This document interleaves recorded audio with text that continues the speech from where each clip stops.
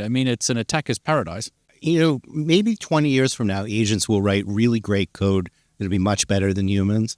But we're going to be in a transitional period for a while where agents are going to write shit code that is not really secure, is not as good as the best coders can do.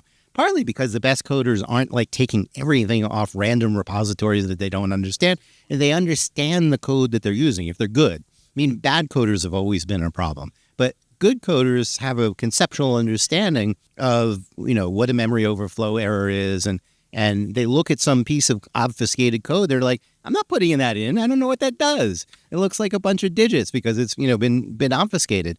And they know better than to use the code. But these agent systems don't really know what to use. And so they're sprinkled with so many vulnerabilities. And if you use these systems only to say, hey, what's a way I could write a piece of code for some small little thing? Like, I want to learn how to translate this into bold in Unicode. Right? You can look that up. You could have looked it up on Stack Overflow before.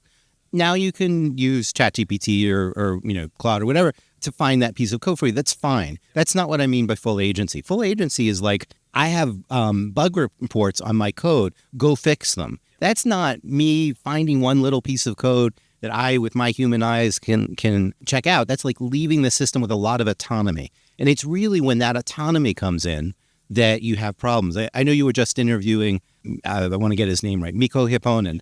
I saw his talk yesterday, and what's the title of his book? Something like, if you make it smart, it's going to be vulnerable, or something like that. If it's smart, it's vulnerable, yeah. It's smart, it's vulnerable. Well, that is true in spades with an asterisk in this situation. These things are not really smart, but the given powers, right? It's really, if it's autonomous, it becomes vulnerable. And some of the vulnerability comes from stupidity. So it doesn't understand, for example, that if somebody writes something in white on white text, that's probably actually bad news. They probably did it to conceal it from your system, right? They don't really understand that. And, people will add Band-Aids to this and to that, but there's so many ways to attack code. So if you're talking about my code because I write a video game to amuse my kids, probably nobody's going to go after me. But if you're talking about, Defense Department stuff or whatever, then somebody wants to get in. They're going to be able to find many ways to get in. I mean, it was already the state of cybersecurity, as you well know, was not great, that it's going to get much, much worse as a result of this. Yeah, I mean, you mentioned agents, but I'm assuming you're also talking about vibe coding.